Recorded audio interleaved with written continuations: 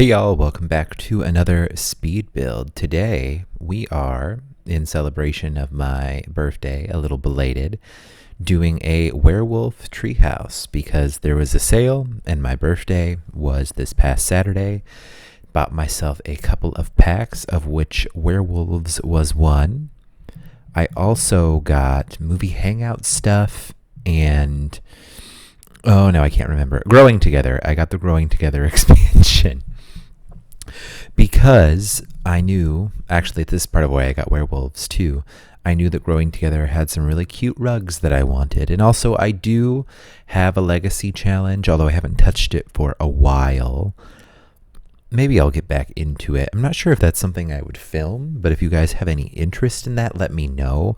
But I do have a legacy family that are spellcasters, or I guess I should say they're spellcasters off and on. Right now, the generation that I'm playing, they have kind of forgotten about their spellcaster past, and I'm trying to decide if they're going to discover all of the witchy stuff in the basement or not.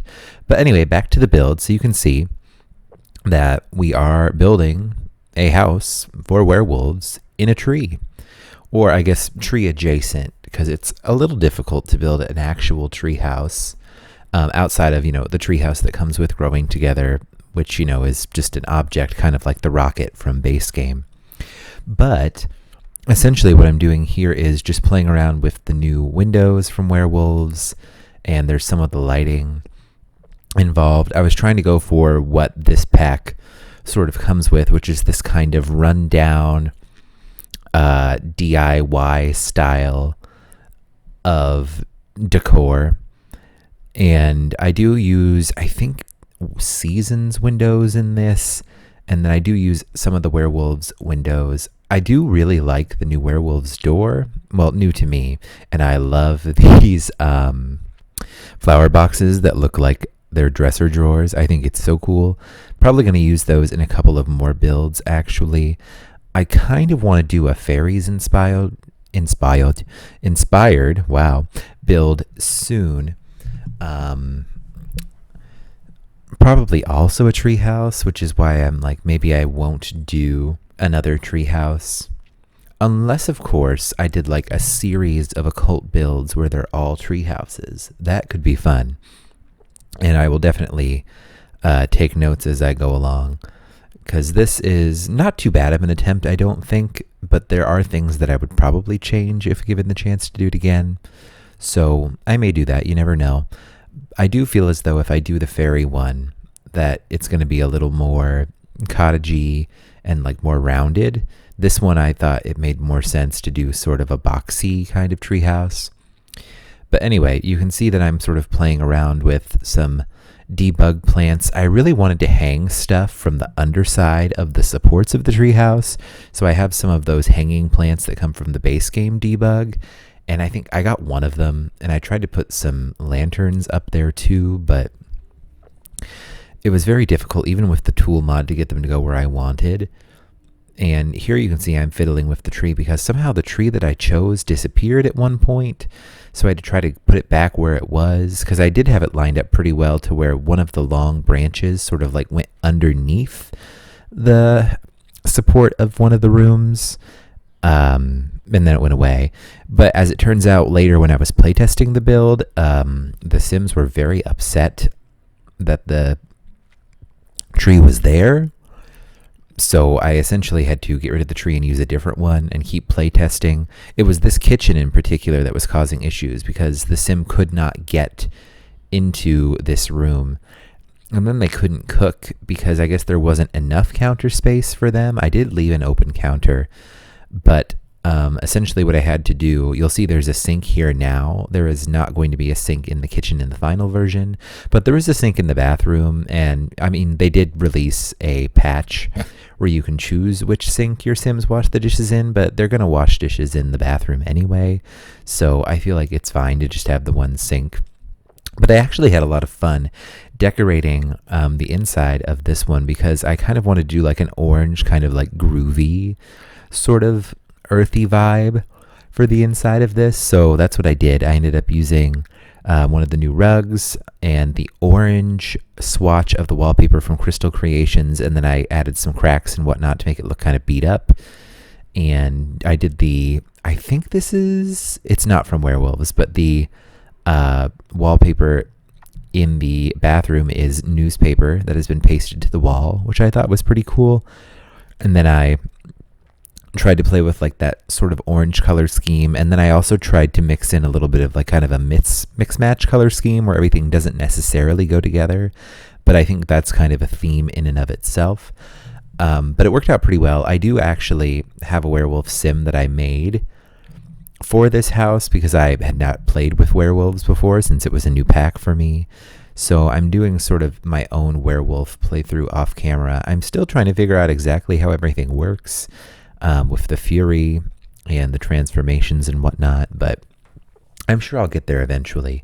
You can see that I'm kind of cluttering up the bathroom a little bit and kind of just cluttering up the house in general. I did use this really cute paranormal stuff pack shelf that I think I might have used in most of the builds that I've done. It's just such a good item, and since I kind of lean more towards whimsical and occult style of things anyway, it just made sense to use it here.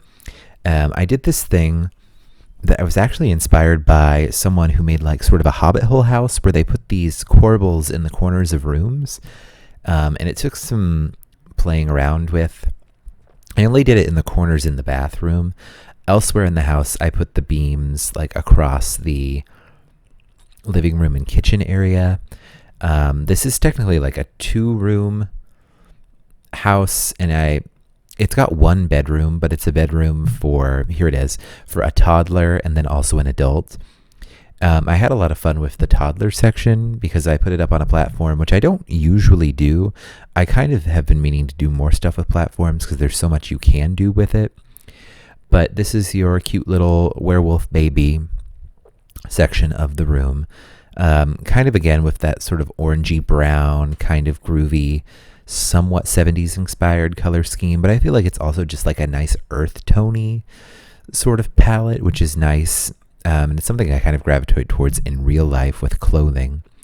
And I am so glad that I got the Growing Together pack because it meant that I finally got this cute little toy box, and one of the swatches has the little rocking horse on it, and I think it's just more realistic of a toy box, which isn't to say that the other toy boxes we have in the game aren't nice. They are, but I feel like this looks more like sort of like an heirloom toy box piece. And here is the adult section of the bedroom. Again, same sort of color scheme with the oranges and the browns. I tried to layer some curtains here and it sort of worked, but you can see me sort of struggling with which curtains I'm going to use. And then I almost used that dresser from Movie Hangout, but I wanted to be able to look out the window.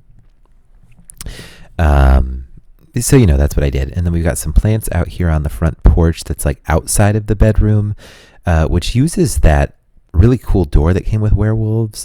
I do kind of wish it was 1 tile instead of 2, but we did what we can. And then you see this little sheep stool that I think also came with Werewolves. It's very cute. It actually doesn't end up being in the final build. Off camera, I ended up adding, what would you call it? I guess like a desk. It's that secretary desk from Werewolves, because I realized there was not a computer in this house, which is something you sort of need for your Sims. But here I am cluttering up the adult side of the room, and I added a little bit to the kids side as well.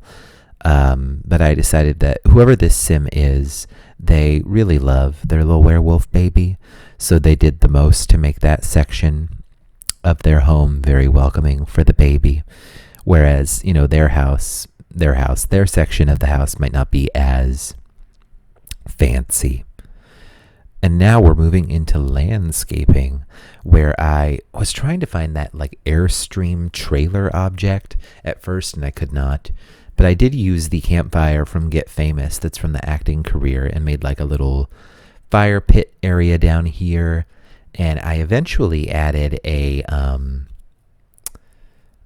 a truck, like from Debug, as though like someone had pulled up here and like they were maybe having a hang. Here you can see where I'm trying to get those hanging lanterns that I think are from Cottage Living to hang on the underside of the house.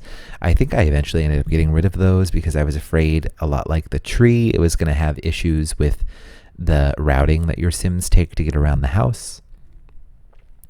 So I did end up getting rid of that eventually.